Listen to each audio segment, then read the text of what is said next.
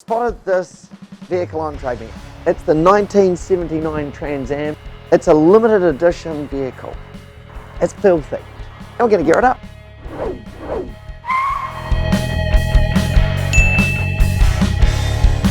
So this is the rear tray that I've pulled out of the vehicle. Previously they had some 6x9s on here. We're going to be replacing it with a 6.5-inch Zero Flex coaxial. He sent me a box with only one nut. So we're going to build a new tray. I'm going to use ply because it's light.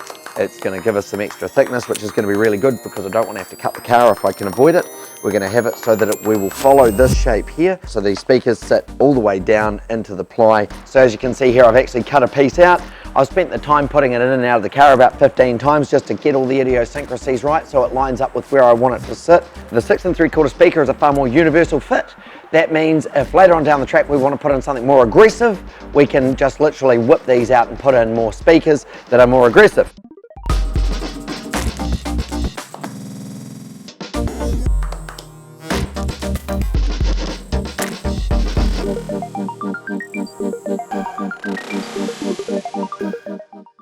Who says you can't cut a good hole with a jigsaw?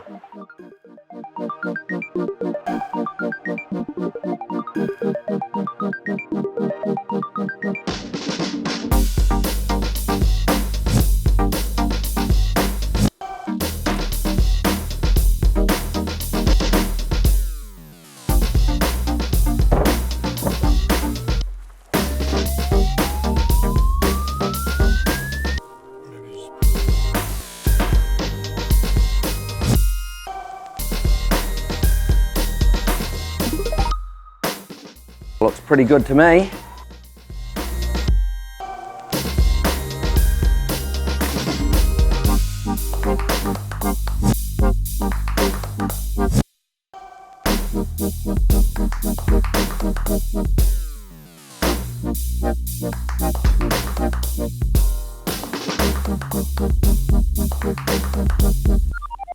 As I heat each piece up, I can pull and stretch it on. We don't want to pull it too hard. We don't want to stretch the beautiful pattern too far, but we do want to pull it enough that we get the gorgeous shape on there that we've spent a bit of time building and putting together.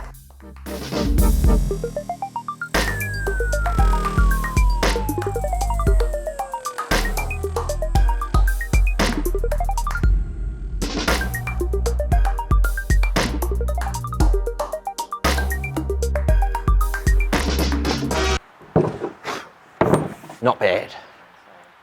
I'm putting the sponge tape on the back of the speaker so that it plugs up the last of these holes, plugs up any holes around here, and stops the negative waveform from the back of the speaker coming around and inhibiting the front of the speaker with the positive waveform. So this just works like a bit of a gasket.